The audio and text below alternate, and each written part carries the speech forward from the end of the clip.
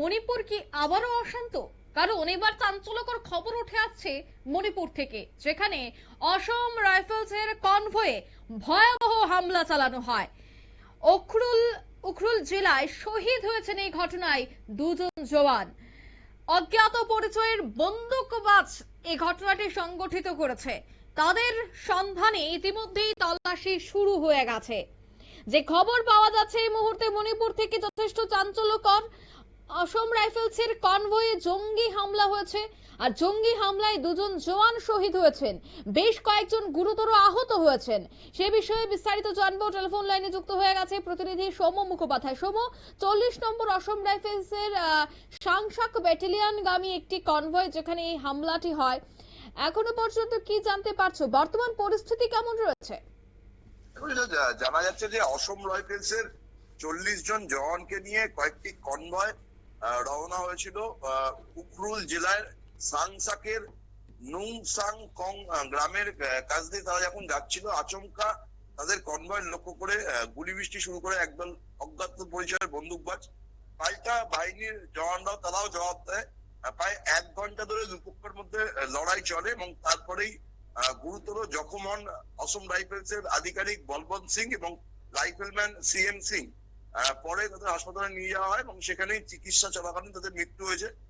এখনো পর্যন্ত কি কোনো জঙ্গি সংগঠন এই হামলার দায় স্বীকার করেছে? দেখো, এখনো পর্যন্ত কোনো জঙ্গি সংগঠন দায় স্বীকার করেনি এবং কারা করেছে সেই বিষয়টিও কিন্তু পুলিশের তরফ থেকে কোনো কিছু স্পষ্ট করা হয়নি। অজ্ঞাত পরিচয়ের বন্দুকবাজ হিসেবে চিহ্নিত করে তাদের সন্ধানে বিভিন্ন জায়গায় তল্লাশি চালানো হচ্ছে, কিন্তু এখনো পর্যন্ত কোনো সূত্র পাওয়া যায়নি। মণিপুর সরকারের কি বার্তা এই মুহূর্তে?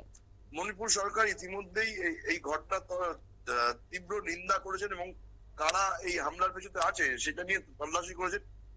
মণিপুরের রাজ্যপাল অজয় কুমার ভাল্লা তিনি এই বিষয়টি কড়া পদক্ষেপ নেওয়ার ইঙ্গিত দিয়েছেন।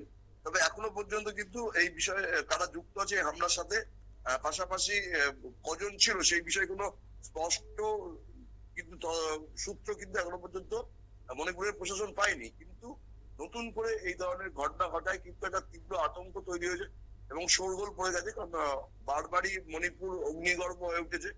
নতুন করে এই যে ঘটনা সাংসাকে ঘটেছে সেটা নিয়ে কিন্তু তীব্র উত্তেজনা তৈরি হয়েছে এবং কারা এই ঘটনার পিছনে আছে সেটা কিন্তু এখনো পর্যন্ত জানা যায়নি।